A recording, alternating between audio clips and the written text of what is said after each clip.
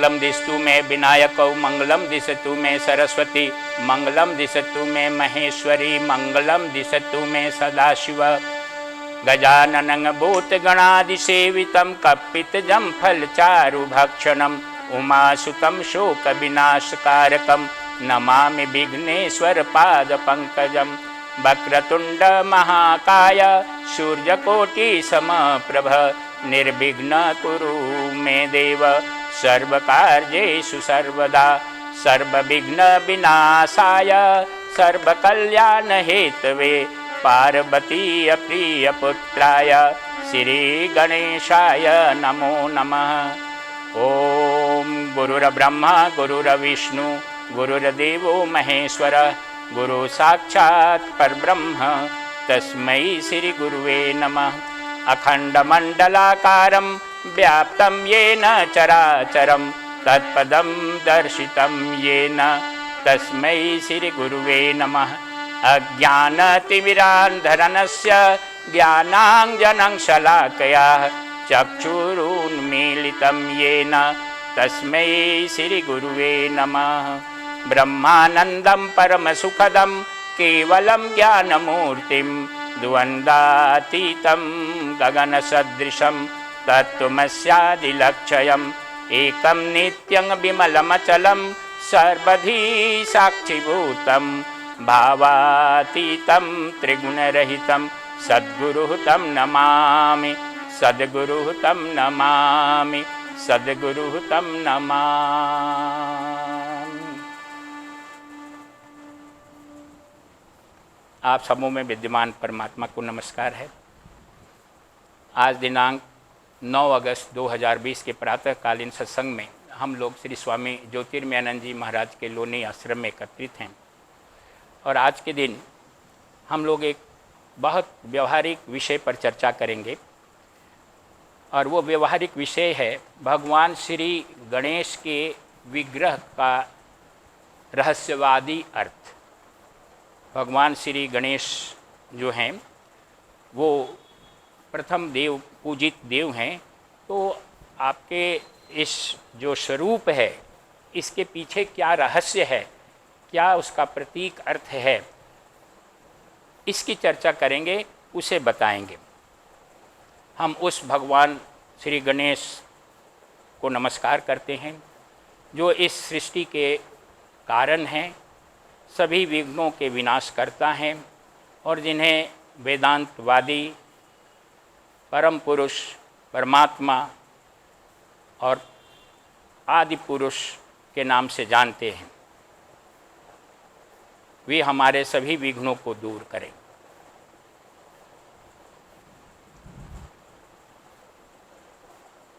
ईश्वर एक है, लेकिन इसे विभिन्न रूपों में और विभिन्न तरह से इनकी पूजा की जाती है। इसका कारण ये है कि हमारे सनातनी परंपरा में ऋषियों ने मनुष्य मन की विभिन्नताओं को पहचाना।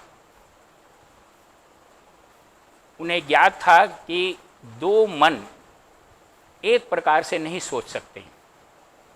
अलग अलग विकास की अवस्था में लोग होते हैं, अलग अलग व्यक्ति की पवित्रता भक्ति ज्ञान अलग अलग स्तर का होता है। इसलिए वो किसी भी चीज़ को अलग अलग दृष्टि से देख सकते हैं। एक ही चीज़ रहेगी लेकिन अलग अलग व्यक्ति उसे अलग अलग दृष्टि से देखेगा। पुराणों में भगवान गणेश को प्रथम देव के रूप में पूजित करने का विधान है। भगवान शंकर के प्रथम पुत्र के रूप में इन्हें जाना जाता है, लेकिन वास्तव में पौराणिक कथाओं के मूल में बहुत गहरी बातें कही गई होती हैं, लेकिन उसका अर्थ हमें समझाने के लिए गुरु की आवश्यकता होती है। परमात्मा वैसे अनंत रूप का है, अनंत गुण का है और इसकी अभिव्यक्ति अनेक रूपों में होती है। गणेश के माध्यम से, भगवान गणेश के माध्यम से परब्रह्म परमेश्वर की ही पूजा की जाती है। उनके एक पक्ष का पूजा किया जाता है। गणेश का अर्थ होता है गणों के ईश। गणेश, गण का मतलब है जो सृष्टि के निर्माण में जो पंच तत्व हैं उनके अधिष्ठाता देव को गण कहते हैं। पंच तत्वों के अधिष्ठाता जो देवता हैं उन्हें गण कहते हैं। और ये जो पंच तत्व हैं, पृथ्वी, जल, अग्नि, वायु, आकाश, उनसे इस सृष्टि की रचना होती है। तो इन जो पंच तत्वों के प्रिसाइडिंग डीटी यानी जो अधिष्ठाता देव हैं उनको गण कहते हैं। और उन गणों के जो स्वामी हैं उन्हें गणेश कहा जाता है। चूँकि इस सृष्टि के निर्माण का आधारभूत तत्व ये पंच तत्व हैं और उस पंच तत्वों के देवताओं के भी स्वामी श्री गणेश हैं, वास्तव में ये श्री गणेश परब्रह्म परमात्मा की ही अभिव्यक्ति हैं, क्योंकि तत्वों के स्वामी परमेश्वर, परमात्मा, ईश्वर, ब्रह्मन ही हैं। इसके साथ साथ परमात्मा का जो एक सीमित पक्ष की जब हम आराधना करते हैं, पूजा करते हैं, उस सीमित पक्ष से हम परमात्मा के असीमित पक्ष तक पहुंच सकते हैं। वही सीमित पक्ष परमात्मा के असीमित महिमा को प्रकट करने का एक माध्यम हो जाता है, वो दर्पण हो जाता है। जैसे अभी हमने जो प्रार्थना की, विश्वोदकते, विश्व का जो उदय है आपसे होता है और विश्व के जो कारण हैं वो आप हैं, यानी गणेश हैं, यानी परमात्मा ही को हम गणेश के रूप में कह रहे हैं। गणेश जी का जो विग्रह है उसको अगर हम ध्यान से देखें तो इनके 4 हाथ हैं, हाथी का सिर है, सूंड है, 4 हाथों में एक में कमल है, दूसरे हाथ में लड्डू का थाल है, 2 हाथों में अस्त्र शस्त्र है, इनका बहुत बड़ा पेट है, लंबोदर हैं, एक दंता हैं और इनकी सवारी चूहा है। अब ये सब बातें जो कही गई है वो अगर हम इसका केवल एक शाब्दिक अर्थ लेंगे तो इसका एक बड़ा हास्यास्पद स्वरूप बाहर आएगा, लेकिन इसके इस रूप के पीछे बहुत रहस्यवादी बातें हैं जो छुपी हुई हैं, जो प्रतीक रूप में इस रूप में गणेश के रूप में प्रकट हैं। अब एक एक करके इनके प्रत्येक प्रतीकों का हम अर्थ समझने का कोशिश करेंगे। इनकी जो 4 भुजाएं हैं वो अति मानवीय क्षमता का प्रतीक है, मनुष्यतर शक्ति का प्रचायक है। इनका सिर जो है वो हाथी का है, ये ज्ञान और वैभव का प्रतीक है, विशालता का प्रतीक है, ज्ञान की विशालता, वैभव की विशालता।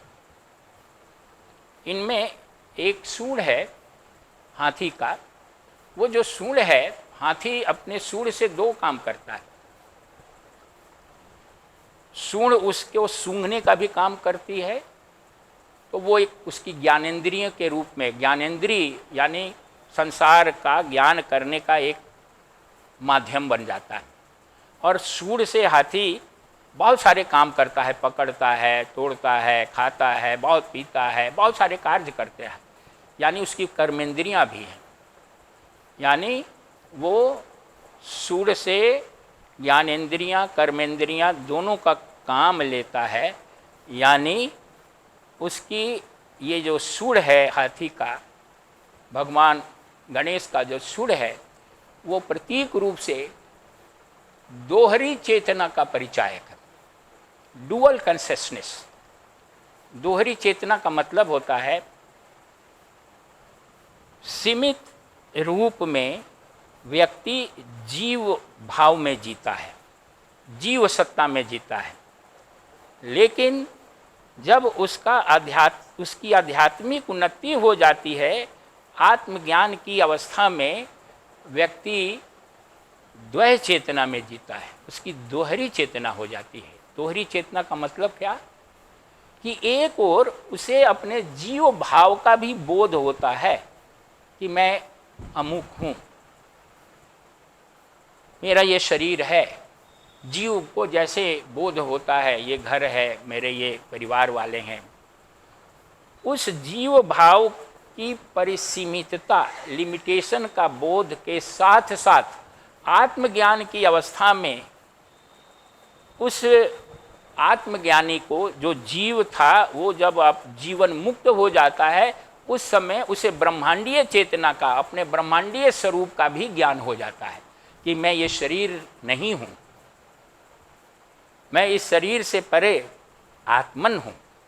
तो उस सीमित जीव भावना के साथ साथ उसे अपनी ब्रह्मांडीय चेतना की भी अनुभूति, आध्यात्मिक साक्षात्कार की स्थिति में, जीवन मुक्त की स्थिति में हो जाती है। तो ये जो दोनों भाव उसमें वर्तमान रहता है वही डुअल कॉन्शसनेस कहते हैं। ये जो सूर्य है भगवान गणेश का डुअल कॉन्शसनेस का परिचायक है।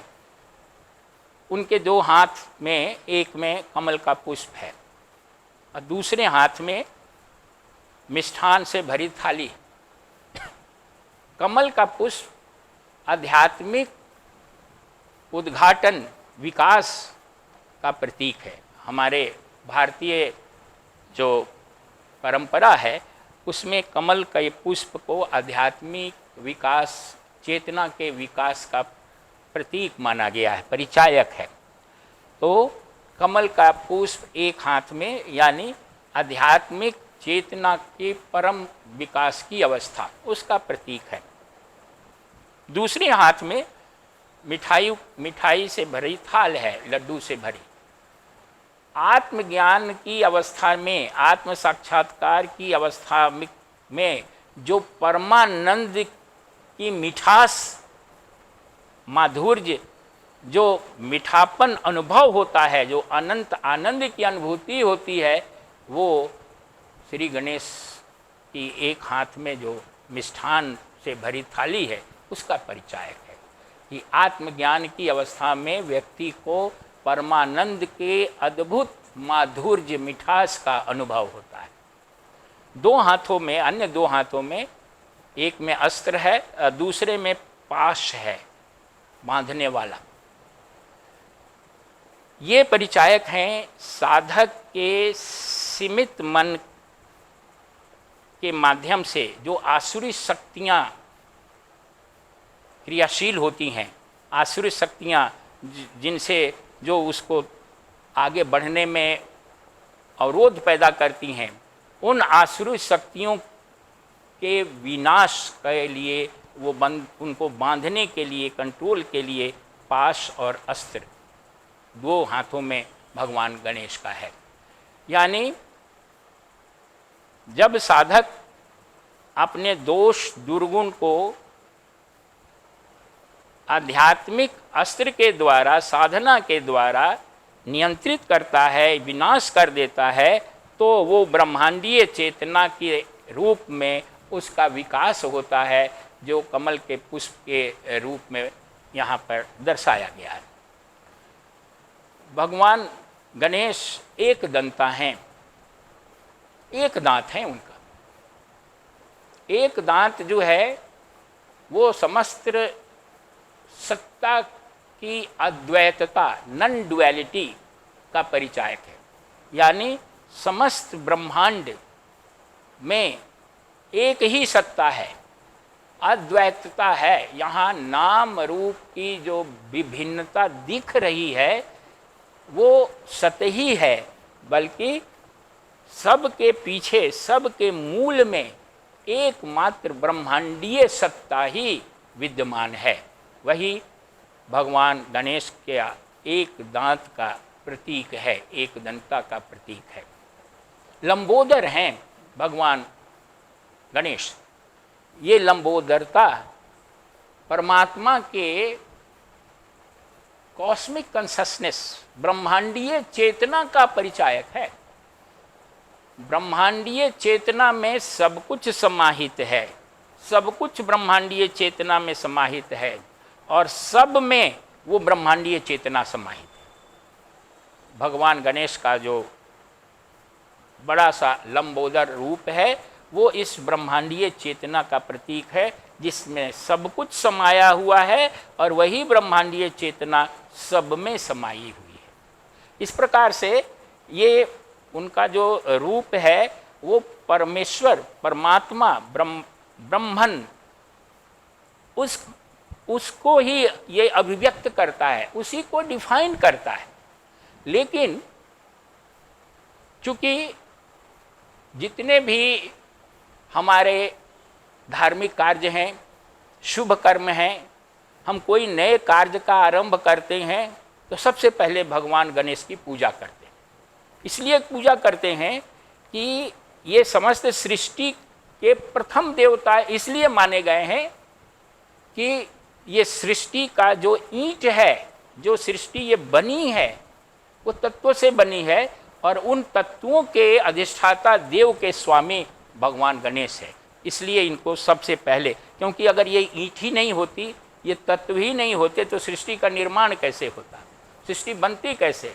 इसलिए आदि जो प्रथम जो निर्माण का प्रथम यूनिट है वो प्रथम यूनिट के अधिष्ठाता देवताओं के स्वामी गणेश हैं। लेकिन वो गणेश वास्तव में उसी परमात्मा, ब्रह्मांडीय स्वरूप जो परम ब्रह्म परमात्मा है, उसका ही एक ये पक्ष है। इसलिए ही जो अभी हम लोग ने ध्यान किया उसमें कहा गया है कि वेदांत वेत्ता इसको हैं, इसको परम, प्रधान और पुरुष कहते हैं। कुछ परम यानी अल्टीमेट, परम परमात्मा, परम प्रधान यानी मुख्य, और पुरुष यानी सेल्फ। तो ये उसी ब्रह्मांडीय सत्ता का एक पक्ष है। इनकी सवारी चूहा है, मूषक है। चूहा जो है वो अंतः प्रज्ञा का परिचायक है, इंट्यूटिव विजन का परिचायक है। ये अंतः प्रज्ञा, बुद्धि की वो अवस्था जिसको प्रज्ञा कहते हैं, इंट्यूशन कहते हैं, उसका प्रतीक चूल्हा है। चूहा कुतर कुतर करके चीज़ों को काटता है। अंतः प्रज्ञा जो है वो वासना का, मल का, हमारे संस्कारों के जाल को ये अंतः प्रज्ञा कुतर कुतर के काटती है और चूहा बिल बनाता है। यानी अंतः प्रज्ञा व्यक्ति, साधक के अचेतन मन में, अनकॉन्शियस माइंड में गहराई से प्रवेश करके सारी वासनाओं के जाल को छिन्न भिन्न कुतर करके काट देती है और जीव को, साधक को ब्रह्मांडीय सत्ता परमेश्वर के स्वरूप का साक्षात्कार कराती है। भगवान गणेश अंतः प्रज्ञा की सवारी पर आते हैं, यानी मूषक की सवारी, यानी प्रज्ञा की, अंतः प्रज्ञा की सवारी पर जब बुद्धि अंतः प्रज्ञा में परिणित हो जाती है तो भगवान गणेश का प्रवेश होता है। भगवान गणेश का मतलब परमात्मा का प्रवेश होता है। भगवान गणेश को प्रसन्न करने के लिए, नमन करने के लिए जो मंत्र है, ओम श्री गणेशाय नमः, ये जो मंत्र है वो सभी धार्मिक, आध्यात्मिक, लौकिक या शुभ कार्यों के आरंभ में इसको कहा जाता है। और साधक जो हैं अपनी प्रतिदिन की साधना आरंभ करने के पहले इस मंत्र का 3 बार पाठ करते हैं। इस मंत्र का अर्थ है भगवान श्री गणेश को नमस्कार है। इस मंत्र के जप से व्यक्ति को प्रखर बुद्धि मिलती है, स्वास्थ्य मिलता है, उसके जितने अवरोध हैं, बाधाएं हैं मार्ग में, वो सब दूर होती हैं, मंगल की प्राप्ति होती है और अंततः व्यक्ति को आत्मज्ञान या आत्म साक्षात्कार होता है। तो इस प्रकार से हम देखते हैं कि भगवान गणेश के माध्यम से, के रूप के माध्यम से, इनके मंत्र के माध्यम से वास्तव में यदि हम या कोई व्यक्ति भगवान गणेश की पूजा कर रहा है तो वो किसी अलग देवता की पूजा नहीं कर रहा है, बल्कि वह इनके माध्यम से परब्रह्म परमेश्वर परमात्मा जो एक ही है उन्हीं की आराधना कर रहा है। तो इन्हीं शब्दों के साथ आज प्रवचन को यहीं विराम देते हैं और आशा करते हैं कि आपको थोड़ी बहुत इससे ज्ञान प्राप्त हुआ होगा और आपके मन में कभी द्वंद्व नहीं होगा। भगवान गणेश से यही प्रार्थना है कि हम सबों को सुख स्वास्थ्य समृद्धि आत्मज्ञान प्रदान करें। ओम शांति ही शांति ही शांति ही। हरि ओम।